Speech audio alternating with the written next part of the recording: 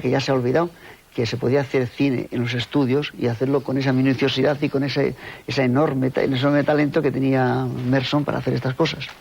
Muchas gracias, Juan, pero para mostrar un decorado hay que saber filmar como filmó Feider, porque claro, esos travelings laterales del principio son asombrosos, no se ha podido mejor mostrar nunca un decorado. Y digo que no tiene mérito estar entre las 1000, cuando era una película que estaba entre las 10 o entre las 12. Eduardo Torres Dulce, buenas noches. Hola, José Luis, buenas noches. Háblanos un poco de la kermés heroica, de esa especie de contraste entre el arte, cómo se va haciendo, y la verdadera vida. Por cierto, no queda claro si nacerían 9 meses después muchos niños de ascendencia española en aquel pueblo. Yo supongo que bastantes, ¿no? Yo creo que sin duda, ¿no? Porque esta película, me parece que tú has citado anteriormente a Lubitsch, creo que tiene toques Lubitsch sin ningún género de dudas a lo largo de la película, pero lo que tiene, y me parece que es lo más destacable, es la habilidad para coser una película muy minuciosa, muy minimalista en determinadas cosas, con una alegría de vivir en unos momentos en los que Europa precisamente no estaba para alegría de vivir. Yo me imagino que esta película pudo ser muy mal recibida porque hablaba de colaboracionismo, y en ese momento en Europa la verdad es que había dos bandos claramente diferenciados, y colaborar con el enemigo, ser tolerante con respecto, aunque Chamberlain en Inglaterra hiciera esfuerzos para lograr un acuerdo, pues no resultaba ciertamente especialmente grato, ¿no? Y en segundo lugar, la verdad es que hacer una película sobre los malvados españoles, que poco menos que el diablo representaba al duque de Alba y los tercios españoles en Bruselas, hechos pues está basada en una novela de Charles Spack, que después tuvo importantes cargos en el desarrollo político de Europa. Y no sé si es una hija muy guapa, o era su sobrina. Yo creo que era el hermano. Sí, es el hermano. El hermano, y una sobrina, Catherine Spack, concretamente una actriz guapísima, ¿no? Bueno, pues yo lo que quiero decir, para acabar, porque ya prácticamente lo habéis dicho todo, es que en esta película se ve el talento de un cineasta, talento que yo conozco muy mal su obra, no sé si está presente en el resto de sus películas, un talento que es capaz de dominar la puesta en escena, el servicio del decorado que tú dices, y me gustaría destacar fundamentalmente la labor de los actores, esos actores tan franceses o tan europeos en ese momento, tan diferentes de los actores ingleses o de los americanos, y que creo que componen unos personajes sencillamente deliciosos. Hay una alegría de vivir enorme, una ironía y una malicia tremenda a lo largo de la película, y la verdad es que da la impresión que esas situaciones que se producen de vez en cuando en el cine, en el que una conjunción de talentos da lugar a una película pues muy redonda. Quizás esos mismos talentos, sin darse esa conjunción, vamos a decir un poco astral, pues en otra serie de películas pasan más desapercibidos, se desvanece más el talento, y creo que la Kermés Heroique es un hermoso cuento sobre la necesidad de tolerancia, sobre la necesidad de vivir por encima de cualquier otra circunstancia, adobada con un sarcasmo, una ironía, una capacidad de coger la historia y darle la vuelta para decir que lo que pasaba en el siglo XV o en el siglo XVI vuelve a pasar hoy día entre nosotros. Creo que es una delicia de película, y verla produce siempre una sensación renovada de comulgar, pues eso, con la alegría de vivir. Muy bien, muchas gracias. Señor Lame, muy buenas noches. Hola, buenas noches. La actriz de esta película, que he dicho que es la protagonista de casi todas las películas de su marido, de Jack Feider, y también, bueno, también ha hecho películas fuera de su marido, naturalmente, como hizo una con Douglas Sirk, ¿no? ¿Cómo se llamaba? Sí, Interludio. Interludio. Dígame usted esa teoría que tiene, que yo a lo mejor voy a compartir. Es una butada. Que era una mujer inteligentísima. Sí, es una butada. Fue la que escribió el libro de memorias de los dos, lo redactó ella. Lo firman los dos, el libro de memorias. Y es que a propósito de algo que habéis dicho ya, de eso que me parece que lo has mencionado tú, los altercados que produjo el estreno de esta película en los Países Bajos, yo no creo que fuera exactamente por el tema del colaboracionismo. Yo sostengo la teoría de que la película es deliciosamente feminista avant la lettre. Es decir, es una película que con 30 y tantos años, con referencia, por ejemplo, a la Nouvelle, con 20 años con referencia a la Nouvelle Vague.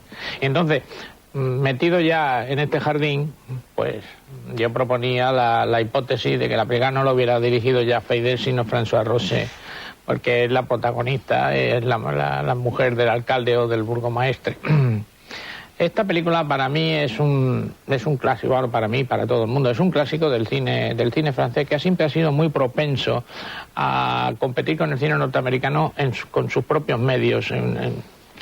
He tenido la curiosidad de consultar las películas de los Oscars de ese año, y resulta que casi todas ellas eran reconstrucciones históricas.